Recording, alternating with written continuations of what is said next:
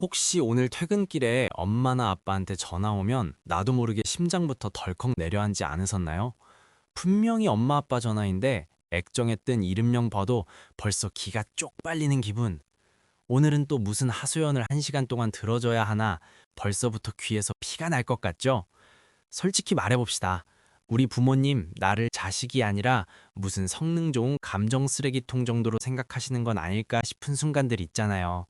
남들한테는 못하는 말, 언니나 동생한테는 바쁘다느니 어려서 모른다느니 쏙 빼놓고 꼭 만만한 나한테만 미주알고주알 다 쏟아붓는 그 상황. 이거 계속 들어주다 보면 어느 순간 나까지 괴물이 되는 기분이 들거든요. 오늘 영상은 엄마 미안해. 근데 나도 죽을 것 같아 라고 속으로 수천 번 외쳐본 분들을 위해 준비했습니다. 본격적으로 부모님이라는 거대한 벽에 안전하게 방어막 치는 법 알아보기 전에 구독이랑 좋아요 한번 꾹 눌러주세요. 여러분의 클릭 한 번이 제 멘탈에는 바카스 같은 존재니까요. 때때로 우리 집은 어떤 스타일인지 짧게 털어놓고 시작하는 것도 잊지 마시고요. 그럼 우리 인생의 빌런 아닌 빌런, 미성숙한 부모님들의 특징부터 아주 시원하게 알아볼까요? 보통 이런 집들을 보면 꼭 타겟이 되는 자녀가 정해져 있어요. 희한하게 제일 사랑받는 자식보다 부모님이 은근히 무시하거나 만만하게 보는 자식한테 감정을 다 쏟아붓거든요. 그때 부모님들이 단골로 쓰는 멘트가 있죠. 내가 너 아니면 누구한테 이런 말을 하겠니? 이거 사실 들으면 되게 뭉클해야 할 것 같지만 솔직히 말해서 너는 내 감정 다 받아내야 하는 노예야 라는 소리랑 다를 게 없어요. 부모님이 나를 한 인간으로 존중하는 게 아니라 본인의 불안을 해소해주는 도구로 쓰고 있는 거거든요.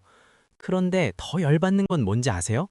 내가 너무 힘들어서 엄마 나 이제 그만 듣고 싶어 라고 한마디 하면 바로 네가 어떻게 나한테 이럴 수 있냐며 가스라이팅 시전하신다는 거죠. 근데 여러분, 왜 하필 그 많은 형제 중에서 꼭 나일까요? 언니는 바쁘다고 쏙 빠지고 동생은 아직 애라 뭘 모른다며 열애시켜주면서 말이죠. 사실 이건 우리가 어릴 때부터 부모님의 목소리를 내 마음속에 너무 잘 저장해둬서 그래요. 심리학에선 이걸 내사라고 부르는데 쉽게 말하면 부모님의 가치관이나 요구가 내 뇌의 문신처럼 새겨져 버린 거예요. 그래서 몸은 독립했는데도 엄마 이삿날이면 내가 가서 다 챙겨야 할 것 같고 내 앞가림도 바쁜데 동생 등록금까지 내가 보태야 하나 고민하며 밤잠을 설치게 되는 거죠. 이게 사실은 부모님이랑 나 사이의 경계선이 완전히 무너져서 생기는 일이에요. 원래 부모와 자식은 아이가 크면서 점차 독립된 개체로 깔끔하게 분리되어야 하거든요. 그런데 미성숙한 부모님들은 이 분화라는 걸 잘 못해요. 자식을 나랑 똑같은 사람이라고 생각하니까 내가 좋아하는 건 얘도 좋아해야 하고 내가 힘든 건 얘도 당연히 같이 짊어져야 한다고 믿어버리는 거죠. 물론 우리 부모님 세대 참 고생 많이 하셨죠. 그 시절엔 제대로 된 양육 교육 같은 게 어디 있었겠어요. 그냥 알아서 크고 누나가 동생 업어 키우는 게 미덕이었던 시대였으니까요. 그분들은 그냥 본인이 배운 대로 익숙한 대로 사시는 건데 그게 현대 사회를 사는 우리에게는 치명적인 독이 되어 돌아온 거예요. 이런 상황에서 부모님이 먼저 변하길 기다리는 건 편의점에서 명품 가방 찾기만큼이나 힘든 일이에요. 부모님은 자기가 뭘 잘못하고 있는지 아예 모르실 확률이 거의 100%거든요. 지금까지 나 하나만 참으면 집안이 평화롭겠지 싶어서 꾹꾹 눌러 담으셨겠지만 그 평화는 사실 내 영혼을 갈아 넣어서 만든 가짜 평화일 뿐이에요. 결국 내 마음의 평화를 찾으려면 이제는 부모님이 쳐놓은 그 불효 프레임에서 과감하게 탈출해야 합니다. 그게 불효가 아니라 내가 살기 위한 최소한의 방어 기제라는 걸 인정하는 것부터 시작해야 해요. 경계를 세워야 한다는 말, 심리학 책 좀 읽어본 분들이라면 귀에 못이 박히도록 들으셨을 거예요. 근데 이게 말이 쉽지. 내 눈앞에서 울고불고 하는 엄마 아빠를 두고 여기까지가 제 경계입니다. 라고 말하는 게 어디 쉽나요? 사실 부모님이 내 경계를 침범한다는 건 자기 감정이나 일거리들을 마치 내 숙제인 것처럼 쓱 밀어넣는 행위예요. 특히 집안에 큰일 터졌을 때가 고비죠. 아빠가 바람을 피웠다거나 사업이 쫄딱 망해서 집안이 풍비박산 났을 때 말이에요.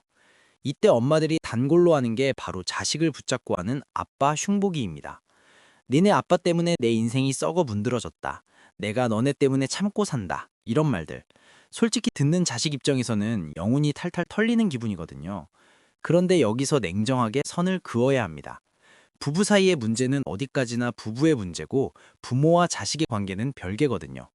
엄마가 자꾸 아빠 욕을 나한테 주입하는 건 슬프게도 나에게서 그나마 남아있던 좋은 아빠의 존재를 뺏어가는 것과 다름없어요.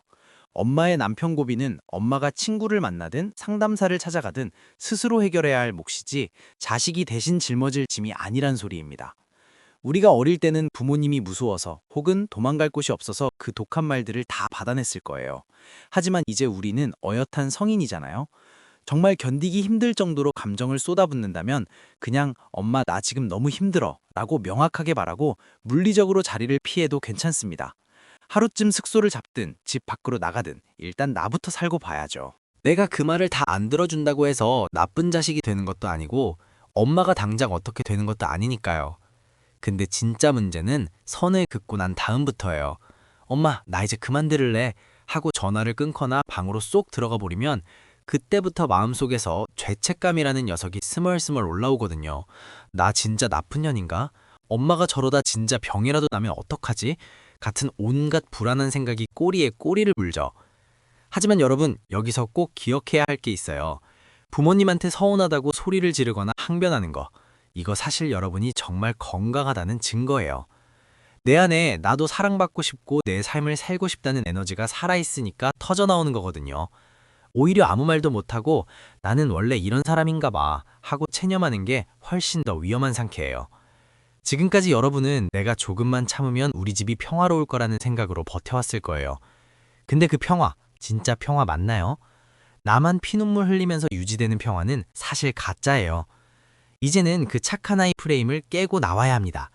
처음 해보는 행동이라 당연히 불안하고 죄책감이 들겠지만 그건 여러분이 나빠서가 아니라 단지 안 해본 일이라서 그런 거예요. 이럴 때 누군가의 지지가 정말 중요해요.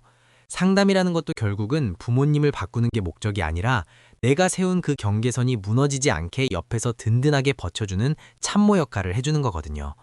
내가 흔들릴 때 너 잘못한 거 아니야, 잘하고 있어 라고 말해줄 지지대가 필요하다는 거죠.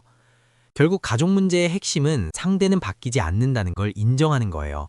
부모님을 고치려고 애쓰기보다 그분들의 감정 폭발에 내가 휘둘리지 않는 게 최우선입니다. 내가 그 감정을 다 들어주지 않아도 괜찮다는 걸 스스로에게 계속 말해줘야 해요. 자, 오늘 이야기 좀 맵고 아팠죠? 하지만 이 아픔은 여러분의 영혼이 비로소 독립하기 시작했다는 신호이기도 해요. 저는 여러분이 남의 감정 쓰레기통이 아니라 자기 인생의 주인공으로 당당하게 살기를 진심으로 응원할게요. 오늘 영상이 여러분의 무너진 경계선을 다시 세우는데 조금이라도 힘이 되었길 바랍니다. 그럼 저는 다음에도 여러분의 마음을 아주 시원하게 긁어줄 이야기로 돌아올게요. 우리끼리라도 재밌고 건강하게